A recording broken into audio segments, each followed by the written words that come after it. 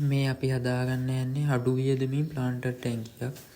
සාමාන්‍යයෙන් මේකට ලෝ ලයිට් ලොකුවටම මේ සැලකිල්ලක් දක්වන්න ඕනේ. මේ ඔය අපි ඩොලකින් හොයාගත්ත ලීකොට කෑලි වගේ තියෙන ඒවා සාමාන්‍යයෙන් අපි පුළුන් කෑලි වලට සුපර් ග්ලූ දාලා තමයි එකට එකක් කලවන්න ගත්තේ. ඊට පස්සේ ඒකට වැලි දාලා සාමාන්‍ය දොළවල් වල තියෙන නෝමල් ගල් ඒවා යූස් කරලා තමයි මේක හදන්න ගන්නේ. බොහොම සරල එකක්.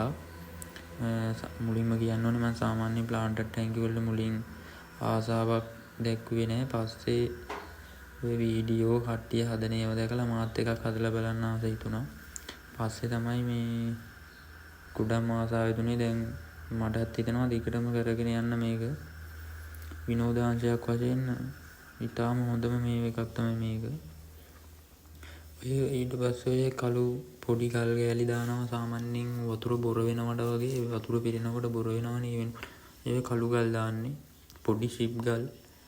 ඊට පස්සේ සාමාන්‍යයෙන් ඔය ලොකුවටම සැලකිල්ලක් දක්වන්න ලෝ ලයිට් වල හැදෙන පැල ඉඳලා මේ නෝම් ෆිල්ටර් එකක් ගැන නම් මම ලොකුවට අවබෝධයක් නැහැ. මම සාමාන්‍යයෙන් ෂොප් එකේ තිබ්බ පොඩි නෝමල් පොඩි ෆිල්ටර් එකක් පාවිච්චි කරලා බලුවා. සාමාන්‍යයෙන් කැළදෙන්නේ නැහැ.